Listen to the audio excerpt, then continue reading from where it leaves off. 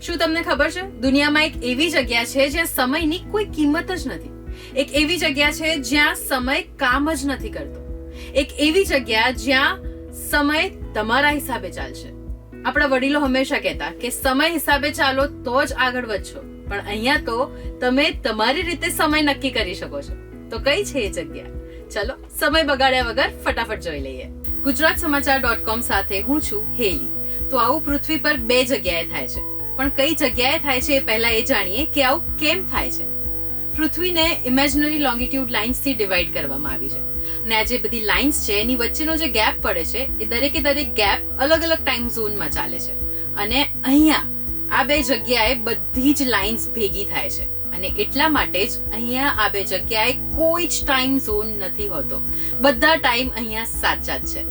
અને જેમ આપણને બધાને ખબર છે કે અર્થ 23.5 ડિગ્રી ટિલ્ટેડ છે, જેના કારણે જ્યારે બીજા બધા જ દેશોમાં 12 કલાક દિવસ અને 12 કલાક રાત હોય છે, ત્યારે નોર્થ પોલ અને સાઉથ પોલમાં 6 મહિના રાત અને 6 મહિના દિવસ હોય છે.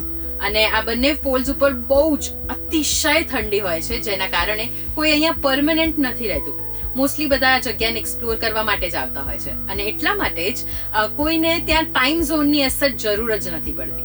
એટલે તમે જ્યાંથી પણ આવ્યા હોય, અમેરિકાથી આવ્યા હોય કે ઇન્ડિયાથી ગયા હોય, તો તમે ઇન્ડિયા પ્રમાણે તમારો ટાઈમ ઝોન સેટ કરી લો, જેથી કરીને તમે અહીંયા તમારા ફેમિલી મેમ્બર્સની સાથે વાત કરી શકો. That's it.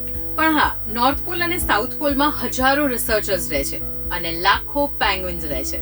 અને લાસ્ટ ટાઈમ જ્યારે અમે ચેક કર્યું હતું ત્યાં સુધી તો પેંગ્વિન્સને ઘડિયાળ જોતા નહોતી આવડતી, એટલે એ લોકો તો ટાઈમ અને ટેકનોલોજી બંને વગર રહી શકે છે, પણ આપણા રિસર્ચર્સ નહીં. સો ફોર પ્રેક્ટિકલ પર્પઝ એમના માટે જે પણ કન્ટ્રીમાંથી સપ્લાય આવવાનો હોય એમના અકોર્ડિંગ ટાઈમ ઝોન સેટ કરી તે લોકો તેમનું કામ આગળ વધારે છે.